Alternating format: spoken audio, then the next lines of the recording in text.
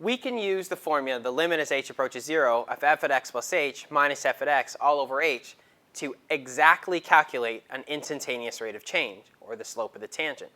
Let's use it for this function, f at x is equal to root x at x is equal to 4, to find the instantaneous rate of change there. So in order to calculate this, we're going to need to know what f at x and f at x plus h is.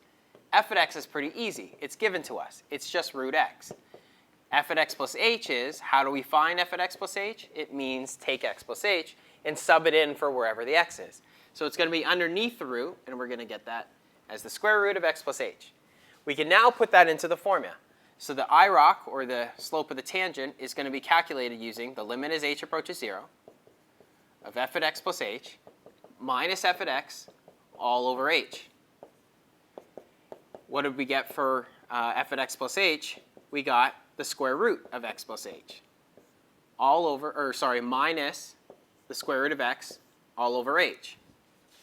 Remember the goal of taking a limit. It's to eliminate the piece that will create an indeterminate form on the top and the bottom.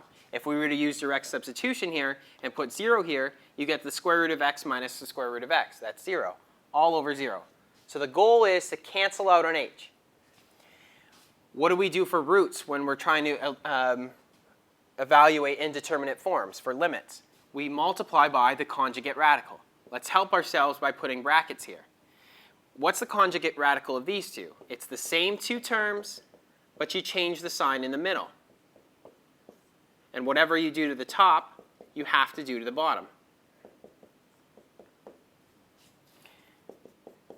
When we expand here, we're not going to expand using FOIL.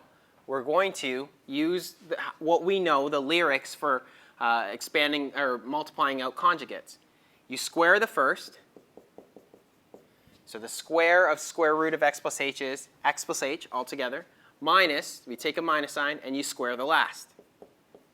And that's all over h times all of this. You do not want to expand into here because remember the goal is to cancel out on h. If you expand in, how are you going to cancel out the h? It won't be in factored form anymore. So we just get times the square root of x plus h plus the square root of x. What if we simplify up here, what do we get? We get x minus x, so those cancel out, and we're left with an h. That h can cancel out with the bottom down here to leave us with the limit as h approaches 0 of 1 over the square root of x plus h plus the square root of x. What's that going to be equal to? Well, now that we've canceled out the h, we can sub the 0 in for the h, not for the x, because it says h approaches 0. So we get 1 over the square root of x plus the square root of x.